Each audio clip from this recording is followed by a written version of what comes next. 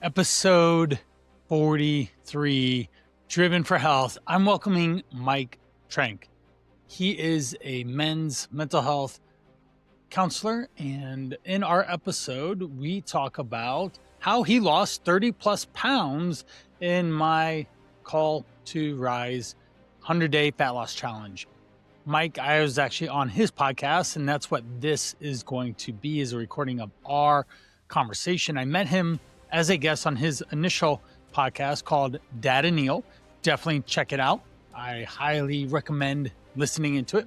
From there, he was interested in what I had to offer, and he joined my program. And over the course of probably October, November, December, going through the holidays, he lost 30 pounds.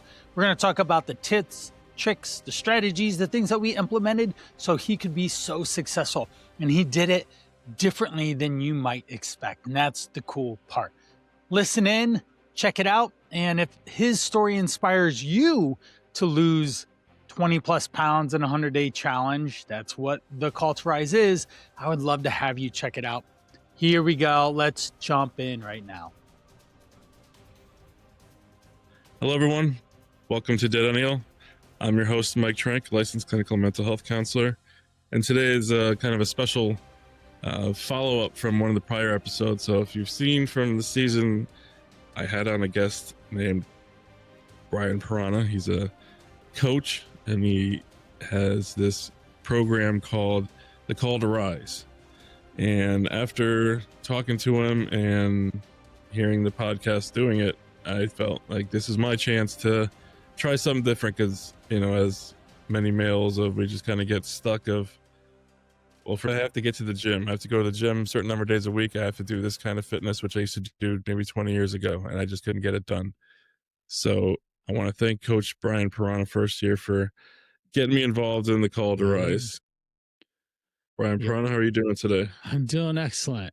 And Mike, it's been awesome working with you, and so happy for our progress and the momentum that we've been able to build going into this holiday season. And you are continuing to do, regardless of it being, again, the holiday season, which so many guys fall off track here, and they just it's Christmas time, I'll just get back to in January. So I want you to talk a little bit about it, but first I wanted to mention for me, the big difference was every Wednesday night, you have a Call to Rise meeting where, even though you're in a different state than I am, it doesn't matter. You can be in any one of the 50 states and beyond. And through our world of technology, that we have a support group, we get to meet up, and you give us questions to answer beforehand, you know, if how you're doing, if there's questions to ask during the group meeting, right? Which I felt was probably the most invaluable part, along with the fact that your program, that you constantly have an app that we text you and you text us of, I haven't heard from you, what's going on, send me a picture. Yeah. And just that accountability was, I feel like, the biggest difference that I've seen in your program. But I want to hear more about the program so others can hear about it and reach out to you. Well, what was the product? Let's talk about the product. Let's hook them in. What was the results for you in terms of course, brass tacks? How much weight did you lose? Right, that's what everyone wants to know. And then, what was one easy takeaway that has really made a difference for you? Yeah. So, in all fairness and honesty, nothing to hide here. This is, 100% DadEnial. I was at 340 pounds, and the biggest thing in my mind, even though I'm a therapist and I have so many tools to manage feelings and emotions and how to help people and lose weight, I just always had this vision of, like, until I get to a certain weight, for me it was like 210, 220, I can't get to be where I feel like I should be in life. Right. And just being stuck there for so long, for so many years, really started to weigh on me, literally and figuratively. But your program offers just something different. It's not going to the gym, it's not how many reps do you do, it's literally, you simplify it down to, it's what you eat, what you take in, and how many steps you do. Yeah, and just breaking it down for me was just like, oh, okay, well, I haven't, I can do that. And just doing that, and My new addiction now is smoothies. I have about 2 or 3 to 4 a day of fruit, vegetables, and that's what I do when I'm hungry instead of looking for snacks or Yeah. my ADD kind of getting in the way of like, I just need something now and end up going to a fast food drive-through. That's made the world of difference. And just that accountability that you provide through the call to rise, I think is the biggest difference. That it's not having to get up, get to a gym, figure out time to do that. It's Right. your own time, and we can reach out to you anytime on the call to rise app that you have. I think that. Yeah. Well, what was the weight loss? Oh, so right now I am at 310, so 30 pounds down right now. That's incredible. So trying to That's get, incredible. first goal is being under 300, seeing the scale of in the 290s. It has been way too long. I can't even tell you how many years, but it's a good feeling to know of making progress and getting. I'll be the second one to welcome you under, right? You'll welcome with your wife first, right? Yay! You have a big milestone, and then I'll be the second one to celebrate with you on that. Because it's coming. It's just a matter of time now, right? It's not a matter of if, how, why, or any of that stuff. It's just, okay, I have a process, I have a plan, and all I have to do is these simple things day in and day out for consistency, and then I get a better outcome. And so what we're talking about here, everyone, we're talking about the call to rise. It's a 100-day fat loss challenge. The goal is to lose 20 plus pounds in 100 days and start working on nutrition, fitness, your lifestyle in a supportive and accountable manner. I, being the team lead, hold everyone to a high level of accountability and support. Mike will tell you there's so many times I said, Mike, let's jump on a call or text me or what you doing over there, or just asking simple questions to help him understand or see what's going on around him to create his own level of accountability. All right, Brian, you're asking me this question. What do I want to focus on this week? And what was it, Michael? 80% full. That was a big undertone that you adopted from the habits worksheet that allowed you to not overeat, which then kept you in a calorie deficit. And then we've then found smoothies to be an easy, enjoyable way to keep you from over consuming snacks and calories, which wins. And for everyone that did things differently, smoothies was just my thing, but I know it was part of that camaraderie of hearing other people of like, they, meal prepped and did this, or they found new recipes. That's another thing too of on your website that you gave us a whole list of like, here's things that are easy manageable that, you're not like going to the store to try to find specific things. If it's just things that are already in your fridge and things that like, okay, well, because it isn't just me, it's the kids. It's, making food for the family of, these are things the kids will eat too. And I've got them on board with. Go over that quite a bit, right? Yeah. Okay. We understand what you need to eat, but how do we make sure that the kids enjoy it as well? And it's something that can stick in the household with a young family. You have 2 young kids, and they don't always want to eat vegetables. So that's something that you better be ingraining in them at their young age, or you will forever have that issue when they're in their teens and they really don't want to eat vegetables. Right. No, and I don't want to discount too of there is an aspect, and I see it in the horizon for myself too, of like I still have weight, a lot of weight to lose, but it does also implore you to at least once a week, couple times a week, to try different basic things at the gym that aren't too strenuous. And I've done that too a few times, and I don't feel overloaded of like, if I miss a couple of days of, well, that's it, I got to start all over again. And you feel defeated. It's always that constant of no matter what that you are kind of working at it, which is just from a psychology sense it's all about the mindset, the physical and mental health working together of you're not feeling defeated, you're not feeling overwhelmed, you're not feeling like you're not hitting the target weight when you're saying of just a pound or two, like, well, that seems small at my weight, but that's okay, I can do that. And then you see that build and you feel that feeling of, okay, I want to get to the gym more. I want to continue this because I'm not just like how I feel and kids are involved. It is a mental health aspect of it that unlocks a lot. Now I can, after all these years, I can finally start seeing if, all right, that second part of the goal, right? The first part is under 300, and the next part of like, all right, I want to, Right. lose more weight, to get to the gym a little bit more, to Well, continue. what does 5 what I'm doing. years Mike look like? And get him in the best possible position that he can. Maybe 5 years, I might be going to Turkey to get one of those hair transplants. That's always on the cards. Depends on how I feel and how I look, and it's to go back to like that goal I've had for, probably being honest, about 15 years of Yeah. where I am, like what I'm doing, DadEnial, and my practice of, it's just Right. that thought in my own self of like, how can people believe and trust me if I look like this? No other Well, way of putting it, I guess, but being it's a real honest. thing, right? The Yeah. congruency of But you doing the thing that you're practicing, preaching, and living, and right, having a healthier, a happier, more energetic body and energy about you comes through. And that's why you even thought about, oh, okay, I had this guy on, he's saying these things. And I guess a 4-letter word, sometimes 4-letter words are good, right? And not always, but this one was, and hope.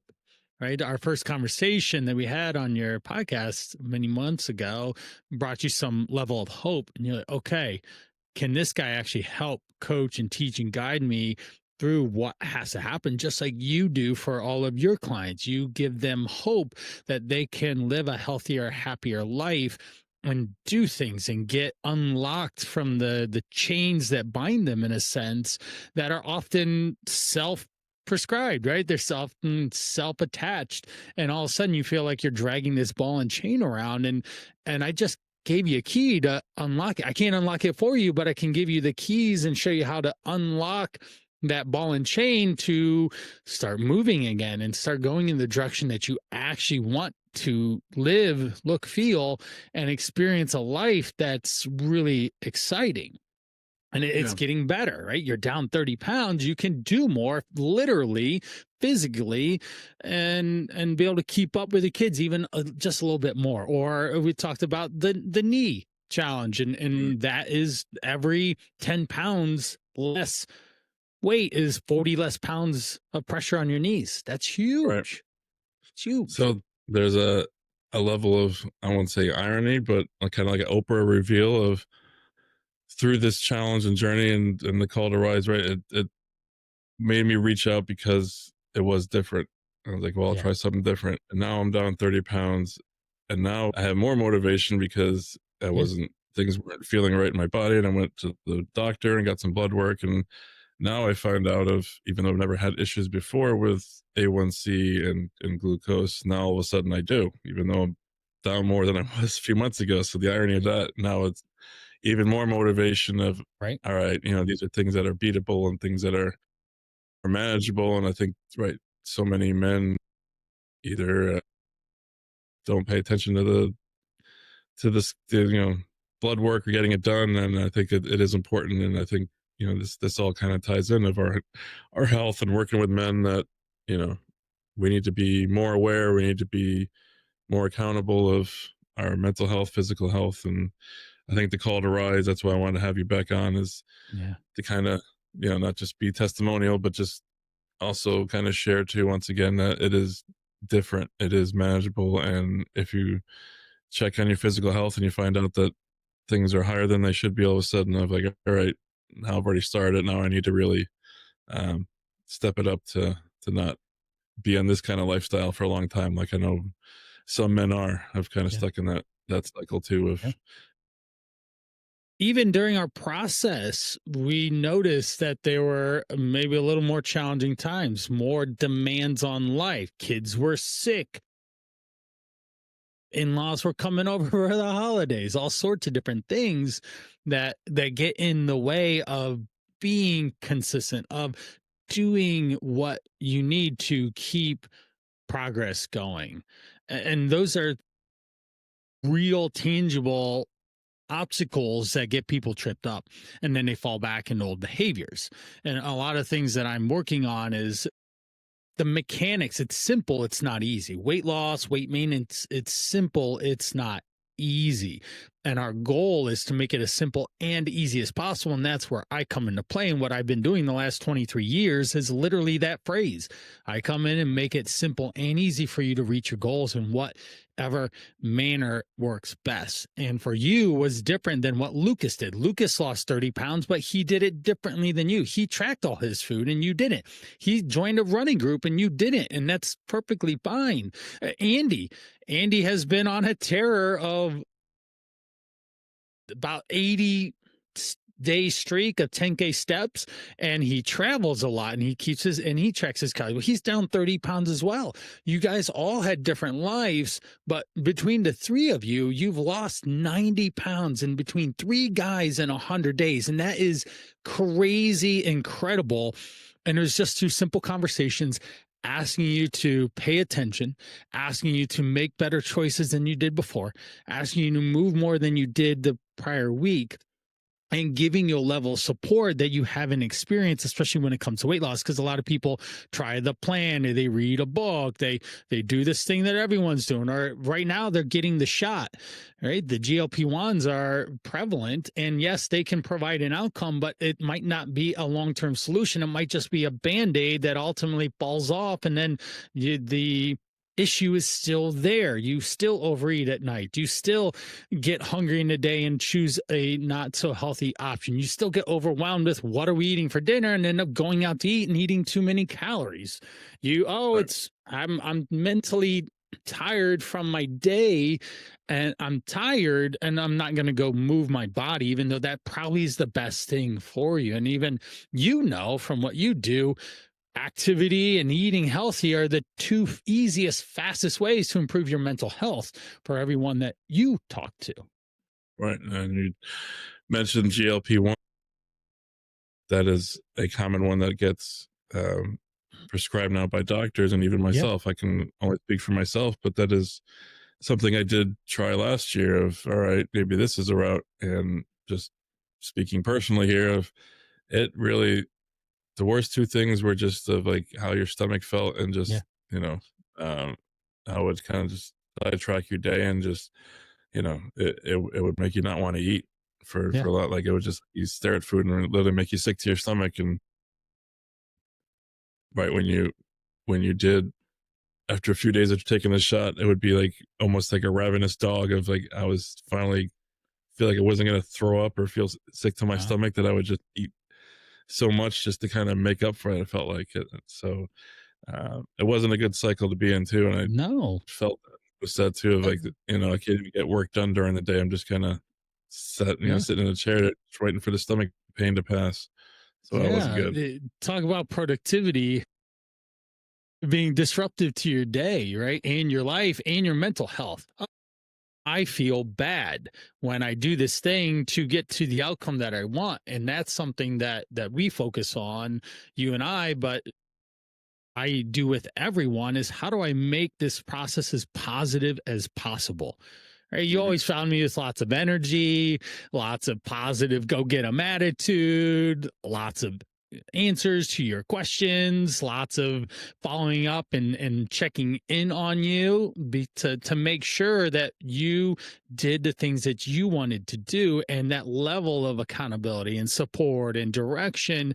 And it all attaches a positive outcome of, I can lose weight, I can eat healthier, I can move my body in a way that allows me to about this whole process, and not, I'm starving, I only get to eat this 1-page sheet of paper, I have to take this shot and it makes me feel horrible, and have nobody wants. Food is love, it's happiness, it's joy, it's also sadness and anger and pain, and those are things that we see, you and I both, with the people that we work with, and we want to translate food into fun, enjoyment, and excitement, because we have to eat to live, and we might as well allow that everyday experience multiple times a day to be positive.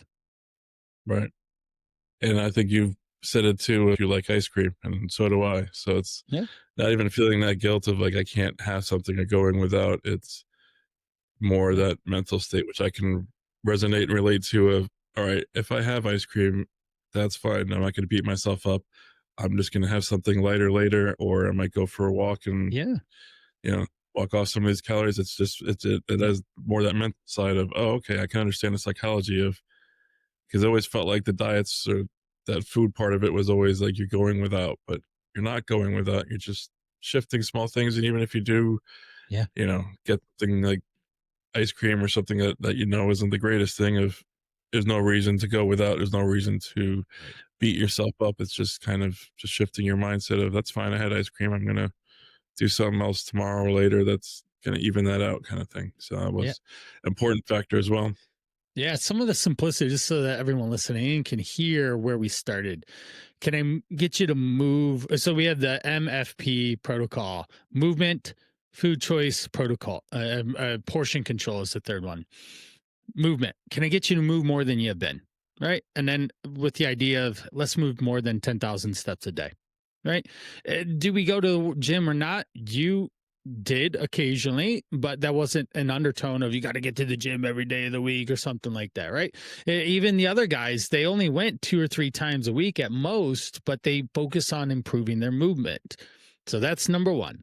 Food choice. It gave you very clear understanding of what is in the food you're eating and how to combine it, so we eat the right types of food at the right times in the right amount, so it becomes easier. We have a protein, a fibrous carb, think of fruit and vegetables, and we have a starchy carb. Those are the main players on the plate. And if we divide the plate up, it's very simple. Quarter of the plate protein, quarter of the plate a starchy carb. So those are similar in portion size. And then 2 or 3 times the amount of vegetables, right? How many times did I say, Mike, where are your vegetables at? Or can we get more? Hey, eat another pepper there, right? It kept getting on you. Why? Because it will fill you up on less calories. And that was the point, to stay full long enough until you got to your next planned meal. And that's what we wanted to do, is have a little more planning and preparation and not just winging it. Oh, I've worked 8 hours in a row and I don't know what to eat and I have nothing prepared and we're going out to eat.